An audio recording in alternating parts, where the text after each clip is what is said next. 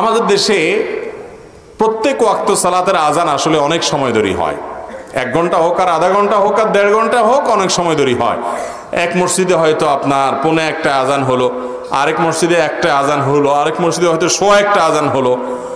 তো আজানের মধ্যবর্তী সময়ে আমরা সালাত আদায় করতে পারি কিনা? উত্তর হলো, সালাত আদায় বিশুদ্ধ হওয়াটা আজানের উপর নির্ভরশীল না। আজান হলো জামাতের জন্য। কেউ যদি ওয়াক্তের সালাত আদায় করতে চায়, ওয়াক্ত হওয়া যথেষ্ট। ইন্না সালাতা কানাত আলাল মুমিনিনা কিতাবাম মাওকুতা, নিশ্চয় সালাত ইমানদারদের জন্য নির্দিষ্ট সময়ে পড়াটা ফরজ করা হয়েছে। বিধায় আজান জরুরি না। ওয়াক্ত হয়ে গেছে, আপনি সালাত আদায় করলে কি হবে? সালাত হয়ে যাবে। আমাদের অনেক মহিলা, অনেক মা বোনরা আছেন, ঘর বাড়িতে তারা বসে অপেক্ষা করেন জায়নামাজে যে মসজিদে আজান কখন হবে, এরপরে তারা সালাত আদায় করেন। না, এটা কোনো দরকার নেই।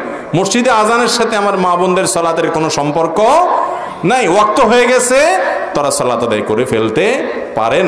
এবং তাড়াতাড়ি আউয়াল ওয়াক্তে সালাত আদায় করা উত্তম আমল। নবীজি সাল্লাল্লাহু আলাইহি ওয়াসাল্লাম জিজ্ঞাসা করা হয়েছে, আইয়ুল আমালে আহাব ইলাল্লাহ, আল্লাহর কাছে সবচেয়ে উত্তম আমল কোনটা?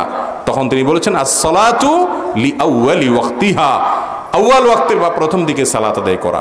অনেক মা বোনরা আছে জুমার দিনে অপেক্ষা করেন যে মসজিদে জুমা শেষ হবে, তারপরে তারা বাসায় জোহরের সালাত আদায় করবেন। ঘরে ঘরে মহিলাদের মধ্যে আমল, অথচ এটার কোনো কথা কোরআন হাদিসে বলে নেই। মসজিদে জুমার সালাত হোক বা না হোক, দেরি হোক, খুতবা চলুক, আপনি বাসায় মহিলা হিসাবে ওয়াক্ত হয়ে গেছে, আপনার সালাত আপনি পড়ে নেবেন।